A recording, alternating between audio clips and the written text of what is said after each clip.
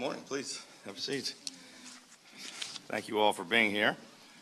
Joining me is Maryland Insurance Commissioner Al Redmer.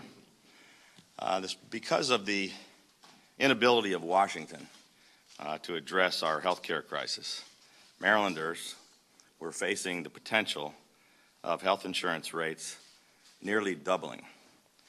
Without immediate action, the individual market in our state was literally on the brink of collapse. Tens of thousands of Marylanders could have lost their health coverage, and all Marylanders in the individual market would have received crushing rate increases. Increasing insurance rates have been an issue for struggling Maryland families for more than a decade. Families were often faced with a dilemma of deciding between paying their mortgage payment or their monthly rent, or buying food for their families, or paying for their monthly premiums. There's plenty of blame to go around, but there's no question that Washington has failed us for years. Neither political party seems to have the will or the ability to fix these problems at the national level.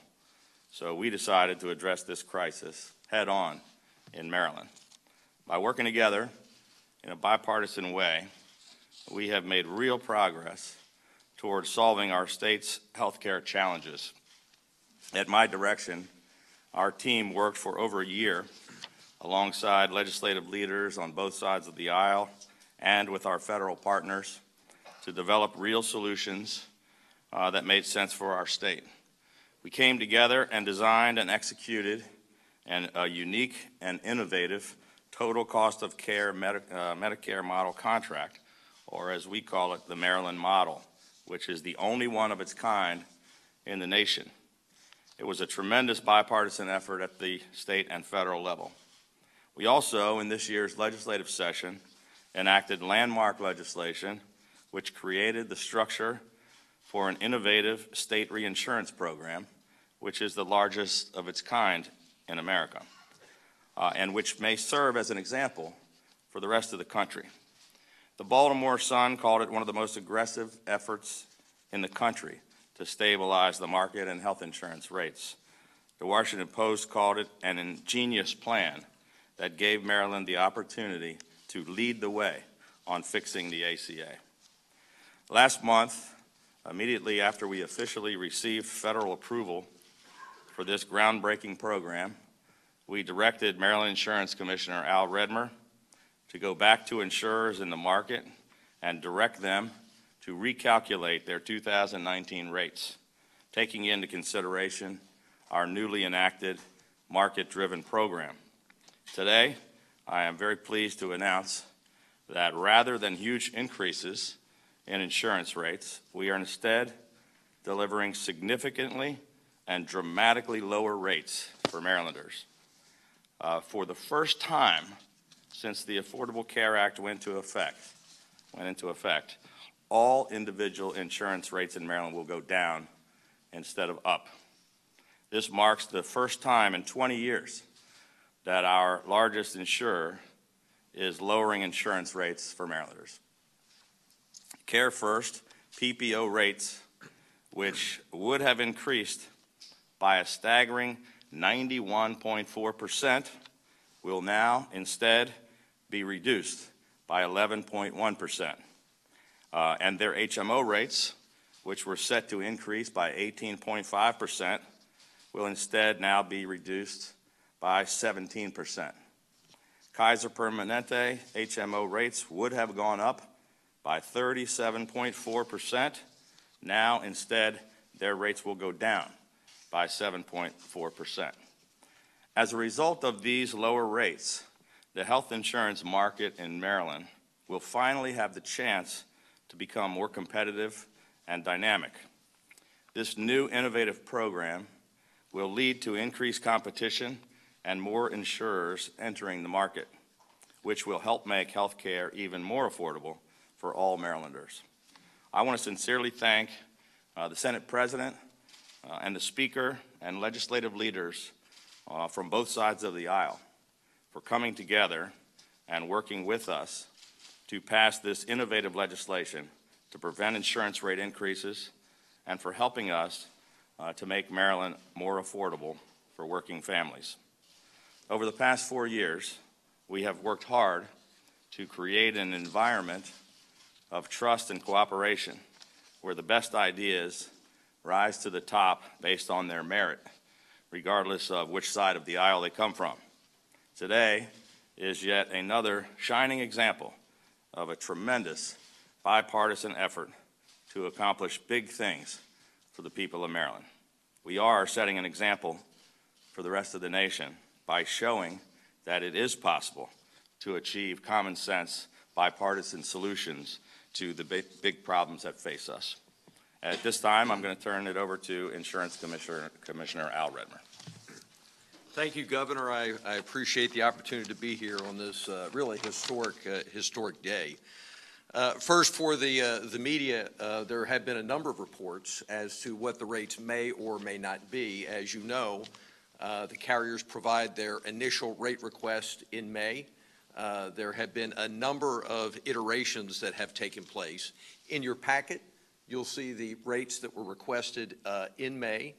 You'll see the most recent request from the carriers that were given to us just prior to our public hearing on Monday, and then finally the approved rates that will be effective for January of 2019.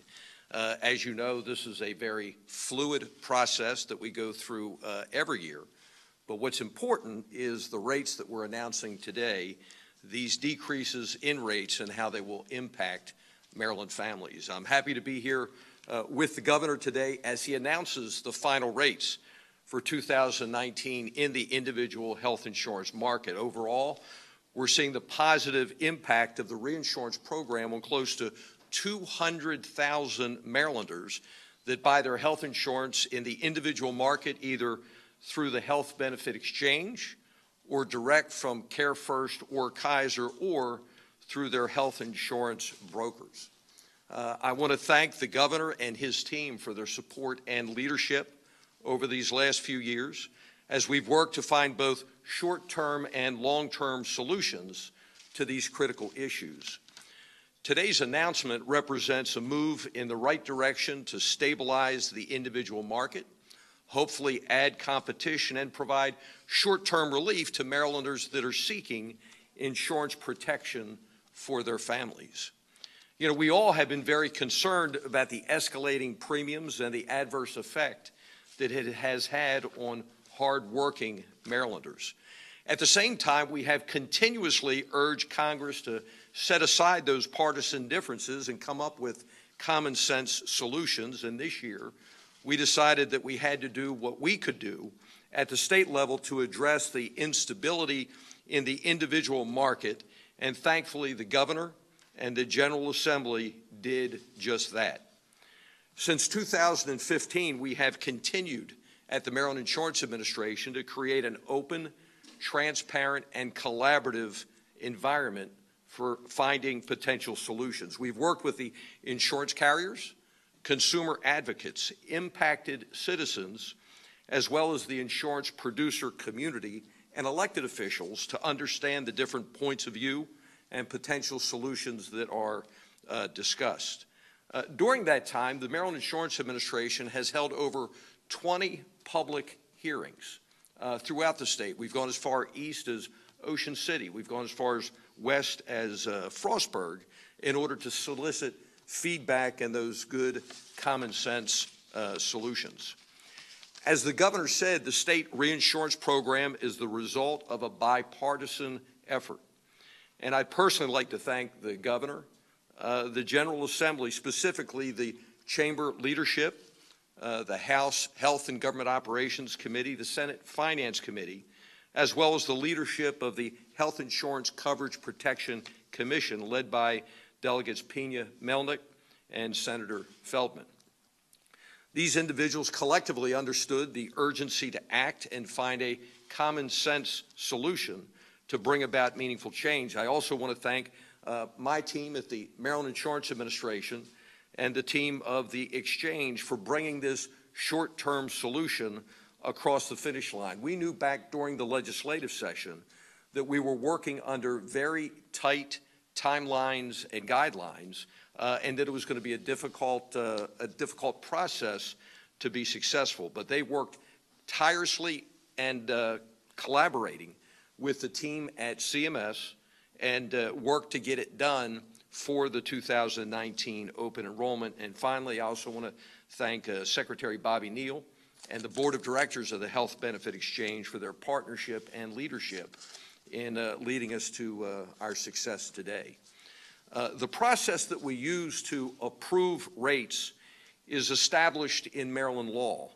The rates every year have to be actuarially justified. They cannot be excessive, nor can they be inadequate, nor can they be unfairly discriminatory. And each year, led by our Chief Actuary, Todd Switzer, and his team, we follow a very business-like, methodical, common-sense approach to review the data to arrive at our final rates. And then just finally, again, I'm just very pleased to be here to join the governor and to present these final rates to the citizens of Maryland. Thank you.